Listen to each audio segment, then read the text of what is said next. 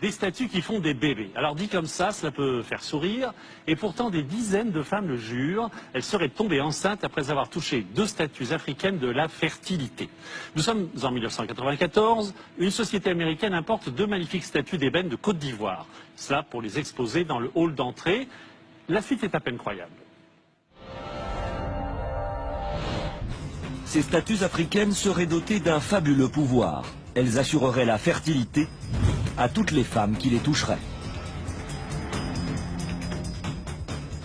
C'est arrivé à tellement de femmes, c'est inexplicable. Pour moi, il n'y a aucun doute. Ces statues ont quelque chose de spécial.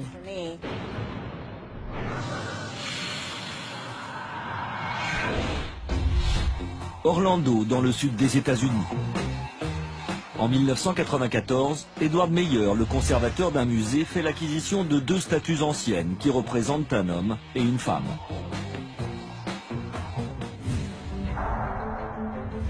Ces sculptures en ébène proviennent d'une tribu africaine située en Côte d'Ivoire. L'homme tient dans une main une mangue, symbole de la fertilité, et dans l'autre une épée. Quant à la femme, elle porte un bébé sur ses genoux. C'est un roi et une reine. Selon une croyance ancestrale, ce couple souverain serait symbole de fertilité.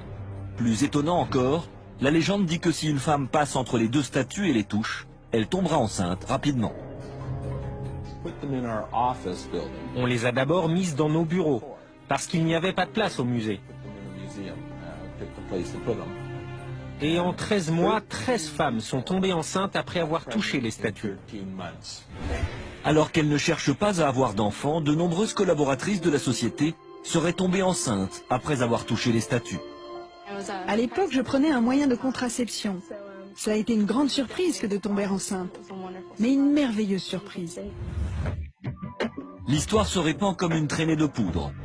Et le Wall Street Journal se fait même l'écho de ce mystérieux baby-boom. Une jeune mère de famille croit plus que jamais au pouvoir des statues africaines. Et pour cause, pendant 3 ans, Rachel Taylor a tout essayé pour avoir un enfant, sans résultat. En 2009, en désespoir de cause, elle décide de s'en remettre aux fameuses statues. Ma mère a lu un article vantant les pouvoirs des statues. Comme j'avais tout essayé pour avoir un enfant et que cela ne marchait pas, je me suis dit que je n'avais rien à perdre.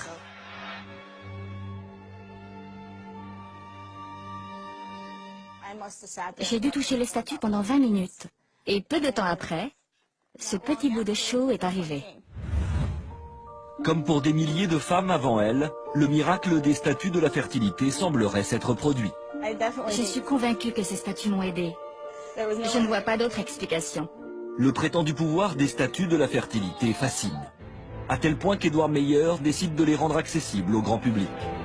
Pour cela, il les expose dans toutes les succursales de la société. On a décidé de les exposer à l'accueil, juste avant la caisse des musées. Comme ça, tout le monde peut venir les voir et les toucher sans débourser un centime. Les mystérieuses statues ont déjà fait 3 fois le tour du monde. Depuis 1994, plus de 3000 femmes seraient tombées enceintes après les avoir touchées. Impossible alors d'ignorer ce curieux baby-boom, même s'il n'existe aucune preuve scientifique à ce phénomène.